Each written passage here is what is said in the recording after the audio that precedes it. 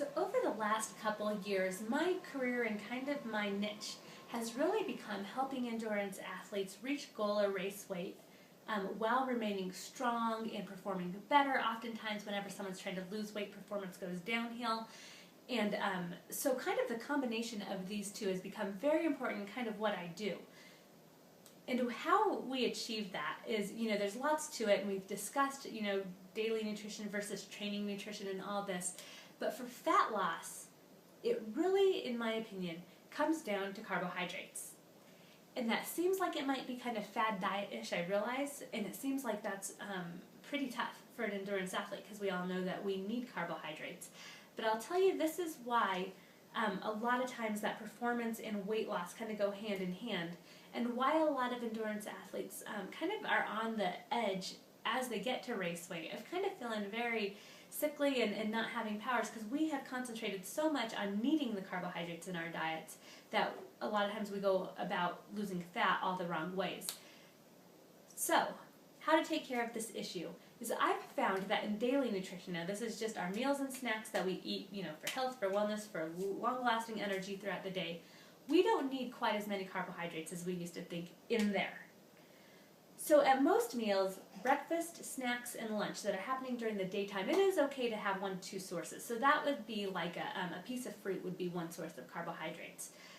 I tend to like to go less on the grains and more on the fruits and kind of healthy vegetables that have carbs in them, like yams and sweet potatoes, winter squash, that sort of thing, because I find that those just have so many antioxidants and so many good things for us that I don't want to waste the carbs on the grains, to be honest. I don't feel like they have nearly as much for us. Within the grains, I do think that intact, so ones that you can completely see the grain, like oats and like rice, those two are okay, and we can use those. Quinoa is another one that's kind of more like a grain-like seed. That's another one that we can use and are beneficial to us. But for the most part, these grains and these grain products that involve broken down grains that we reconstitute into foods just don't have a lot to offer us nutritionally, so they're kind of a waste of carbs in my opinion. So what I do with clients is we usually reduce those carbs in daily meals, and at dinner we kind of eliminate them. There will be a few carbs that come through in all those vegetables we eat at dinner, but it's not going to be much. Mostly I'm focusing on a healthy protein source and loads of vegetables and healthy fats at dinners. We simply do not need that energy and those extra carbs at night when we're usually relaxing and then going to bed. You'll find that you sleep better, that you feel lighter, that you wake up hungry, which is, not starving, but hungry, ready to go the next morning whenever you just kind of cut out those carbs at night. The way we do that is just to eat meat and vegetables, or if it's something that requires carbs, like lettuce wraps, using zucchini and using spaghetti squash for kind of pasta dishes. Now, a couple nights a week, I usually have clients cheat. 2 cheat nights or 2 cheat meals whenever they want to per week, and that helps out. But overall, we go pretty low on the grains, especially at dinner time. Now, so how does this work as an athlete? You're thinking, oh, that sounds horrible, no energy. No, training nutrition comes into the rescue and brings the carbs in exactly when you can use them. You can use carbs immediately before, during, and after training. You can use them without needing insulin as much. Insulin is the hormone that comes in when you ingest carbs. It's like a key. So you've got these carbs, you ate them, they go into your stomach, then they go into your intestines. They are absorbed to your liver and then sent out as sugar all over your body. Now, your body does not like for your bloodstream to get loaded up with sugar. So anyone who does not have diabetes, we have something in place to alleviate all that sugar that's rising in our bloodstream. It's called insulin. Insulin is like a key that goes around and opens up the cells and lets the sugar go from the bloodstream to the cells. In the bloodstream, it does a lot of harm. Whenever someone does have diabetes and this doesn't happen, so their sugars go up, up, up, up, up, one thing that happens is the arteries become hard. That's a very unhealthy state to be in. Blood pressure goes up, blindness can occur, all kinds of stuff, kidney damage. So our bodies are very interested in getting that sugar out of the bloodstream into the cells where it's not as harmful. But guess what? In the cells, it's storing fat. That's how it's stored. So that is a problem when you're trying to lose fat.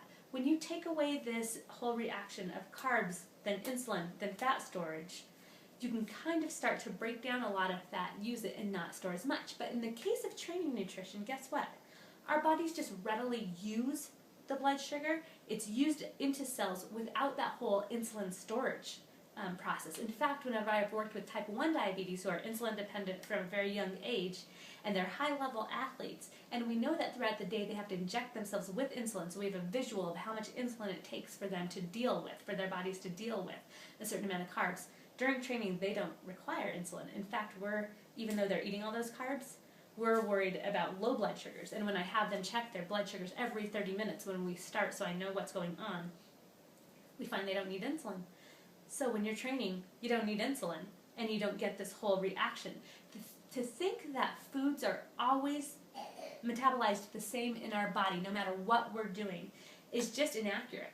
Your body changes when you are sedentary. It changes right then at that moment, and it also changes over time in a sedentary lifestyle compared to when you're active. So this is kind of the key to how we can do less carbs day to day and lose fat. We are loading still with healthy proteins and healthy fats and all kinds of vegetables, and so we don't feel sickly. In fact, many kind of pro-level athletes, cyclists that I've worked with feel like, oh, I've never felt so good. I can't believe I get to eat all this fat, and still we're maintaining race weight. It's pretty awesome. But then during training nutrition, we give our body what it needs when it needs it. I've kind of told you everything I know and all about my niche, so hopefully I haven't given too much away and you still have something to learn from me. But that's basically the key of what we've done here.